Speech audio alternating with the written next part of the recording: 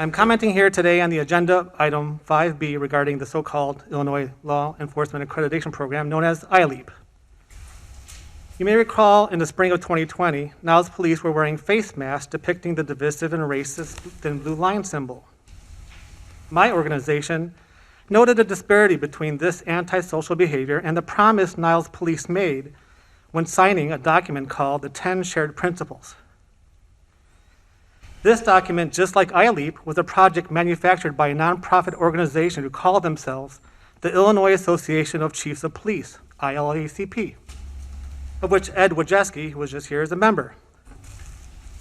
These 10 shared principles were supposedly meant to rebuild trust in police. But even when faced by public outcry, the advice from the NAACP and ILACP's very own diversity committee explaining why the thin blue line is problematic, Ed Wojcicki didn't have faith in his own document. Somebody did though, and it was actually a Niles police officer. They said, quote, "I believe we should have abandoned these masks after the Minneapolis tragedy, seeing as though we have all affirmed the 10 shared principles of policing with the NAACP. I believe we should practice what we have affirmed," unquote. The name of that officer was Nick Byer. Nick Byer, the very same cop who blew the whistle on Niles PD in a recent scandal. Harassed and forced to resign, Nick Byer is now suing the Village of Niles for retaliation. But back to ILEAP. When I brought this racist behavior to the attention of the Community Relations Commission, you will read in the minutes Deputy Chief of Police Joseph Penzi reporting that, quote, "Niles is one of the first police departments to be accredited by the federal government," unquote, using ILEAP as a red herring.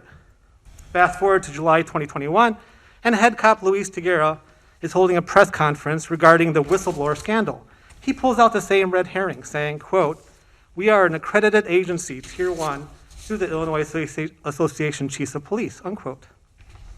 So you see how these nonprofit schemes are used to justify and validate policing.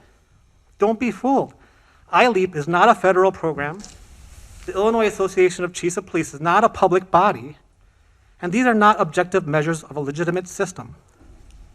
They are further evidence of what centuries of Black scholarship, activism, and lived experiences have been telling us.